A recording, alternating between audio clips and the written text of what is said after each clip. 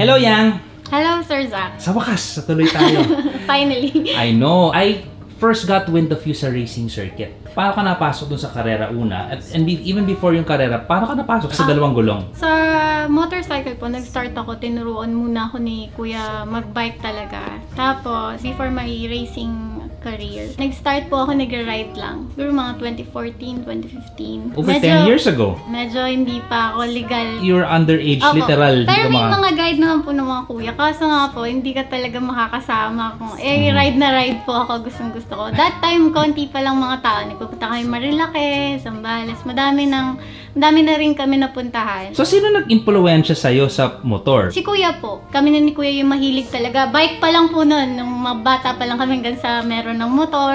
Laking bagay talaga kuya mo, nakikita mo. Laking bagay po si Kuya. And yung father ko po, sa BMX naman. Nung bata po kami, naangkas niya kami, nagpapawili siya. Okay. Doon po nag-start na-idolize ko sila parehas. Then, syempre, nagkaroon po ako ng mga nakakasama. Nagkaroon kami ng group, nag-ride po kami. So, ride Marilake, o paano na napasok ngayon si karera? Bali po nung nakatry ako modified bikes. Iba no? Oo, sarap sa feeling Iba Iba talaga. Amazing. Kasi syempre, usually kasi nung time na yun, wala masyado mahilig sa modified bikes So, ang tuli ng motor ko, pag sakali, which is now, hindi na natin pwede gawin. Kamote talaga kasi yun. Ang tuli ng motor ko, na-enjoy ko. Okay. Ayun. Tapos nag-start po ako sa racing dahil na-discover ako ni Sir Henson Hu of MTRT. Correct. He invited me para i-try. Gusto mo i-try mag-race track, ganyan. We will sponsor you. Since, sa totoo lang po, di ko afford ang racing. Magastos ang racing? Magastos po yan. Yeah. Magastos na bisyo po yan. So, tinake ko yung opportunity kasi libre naman yung suit, yung bike. Syempre, gusto ko din talaga mag-try. Tapos yun, nagustuhan ko naman po. Hanggang sa, ayun, ginawa po nila akong ambassador ng MTRT. Kaya, thank you so much kay Sir Henson. Kung wala ka, hindi ako mapupunta sa racing industry. Saka naman nakita ni Henson? Sa Facebook po kasi, konti pa lang po ata that time yung mga lady rider. So, medyo napansin po siguro ako sa social media. Piniyam po ako ni Sir Henson. Before that, nung Marilake days ba, may semplang ka nang naranasan? Ay, wala po akong semplang sa road. Sa road, wala? Sa circuit po ako nakatikim ng semplang. Kaya po ang nangyari sa akin, nagkaroon ako ng takot sa road. Parang nilalagay ko na lang po sa safe place yung sarili ko. Although, nagtatry pa rin po ako mag-ride. Kasi namimiss ko nga po yung katulad dati na ride lang, kain, tapos may enjoy mo talaga. So, ang semplang mo sa racetrack, how was that? Wala namang bale, matinding, what happened? Ito po yung shoulder ko na-dislocate. First race ko po sa Clark. Ang pagkakamali ko po, nag-race ako ng kulang pa yung practice. Kaya wag nyo yun gagawin. Importante yung practice. Kaya mabuhay yung mga racers natin na masisipag mag-practice. Deserve talaga nila yung mga achievements nila. Meron ka bang dream ride? Would you wanna ride outside the country? Meron ka bang mga... Yes po. Okay. Gusto ko matry mag-ride sa Switzerland. Oh, okay. Kailan mabalak? Meron ka na bang plans? Wala pa po kasi medyo magastos din po. Tapos hindi ko po alam kung paano yung culture nila doon. Tsaka hindi ko alam kung saan magre-rent ng mga bike. Pero nagsisearch po ako. Pangarap ko talaga siya. Switzerland. Opo. Ano yung mga bikes na duman sa'yo? First bike po, Mio Amore. Tapos nag-modified bike na po ako. Big valve. Tapos nag-4 valve.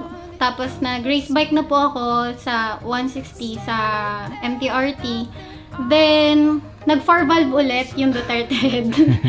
Tapos nag-ADV. Bumili ako ng ADV. After ng ADV, hindi ko siya masyado nagamit kasi gusto ko naman ng Ninja. Bumili ako ng Ninja 400. Tapos ngayon po, yung ZX4RR na lately lang, medyo nag-trend siya na ako yung first owner. Ako yung nag-claim, pero gusto ko lang po linawin, gusto ko sabihin yung totoo, na yung bike po na yun is owned by SEC. Dapat po bibili ako for me ng bike ko talaga. Gusto ko talaga ZX4RR kasi, inline 4. So, sabi ni Sek, bibili din daw sila, wag na. Kasi 500,000. So, nakatipid daw 500,000. Sabi niya, ikaw na lang gumamit. So, ako po yung nag-claim. Right now, you're not too active on road. How are you in the racing circuit? Are you still active in racing? Yes po. Lalo na po sa drag racing. Ano ang pakiramdam mo bilang babae sa eksena ng karera na male-dominated? How was that for you? Happy. Okay. Kasi po, You don't feel intimidated na puro lalaki? Or... Hindi po. Kasi sanay po ako lumaki sa circle ng mga lalaki. Boys. So, Actually, mas na-enjoy ko po sa circle kasi, wala masyadong issues pag mga boys eh. Okay. Pag nagalit yan, na lang eh. Minsan, suntukan sila, tas okay na tayo, Okay, bro. okay. Parang diretsahan. Medyo sa female side po, medyo mahihayin ako dyan kasi hindi ako nasanay sa circle nila. And have you ever had any stumbling block? I know sinuportan ka ng brother mo, pero pagdating sa magulang, mas lalo na nanay mo, hinayaan ka lang ba sa motor or medyo may, uy, teka, No. ingat ka dyan? Actually, honestly speaking, nung una po nagpapanggap ako na pupunta akong racetrack. Yan. Model lang po ako doon.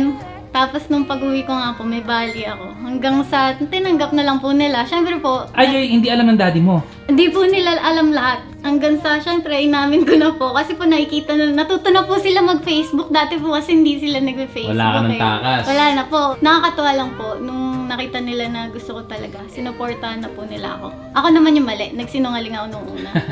Ano yung pinaka-advice nila sa'yo nung nakita ka nila na balian? Lagi daw po akong mag-iingat. Kung paano nila ako iningatan. Which is, totoo naman, sobrang malaga sa akin ng parents ko. You have children or Meron na po, daughter isa. how old? 6 po, magsa 7 years old. So ayan, hahayaan mo ba your own daughter? Hindi mo rin, oo. Ay, I can support ko po. Ah, Support okay. ko, pero siguro with strict guidance ko siguro. Kasi alam ko yung risk eh. Ikaw nga, tumakas ka eh. Opo, Umabot ka na nga sa karera, di alam ng magulang mo, biruin mo yun. Feeling ko, gagawin din ng anak ko pagka hindi ko pinayagan. So siguro if gusto niya, which is gusto ko din, magkasama kami sa ride kasi mag-aabot yung age namin na dalaga na siya, tapos ako hindi pa ako ganun katanda eh. So alam ko magkakasama kami. So kung gusto niya, isusupport ko siya, pero babantayan ko siya. Thank you again for sa mga insights mo bilang mother and a woman in the industry. Anong advice mo sa mga ibang kababaihan natin sa mga gustong pumasok sa pagmamotor? Always prioritize your safety. And pumasok kayo dito sa motorcycle industry kung love nyo talaga. Huwag yung dahil nakita nyo lang, tapos choose your bike na comfortable para sa inyo. Ako talaga hindi ko, kunyari, nakita ko sa iba, wow, ang cool, ang ganda, naka-big bike. Pag feeling ko hindi ako comfortable doon, kahit trending yun, hindi ako gagaya.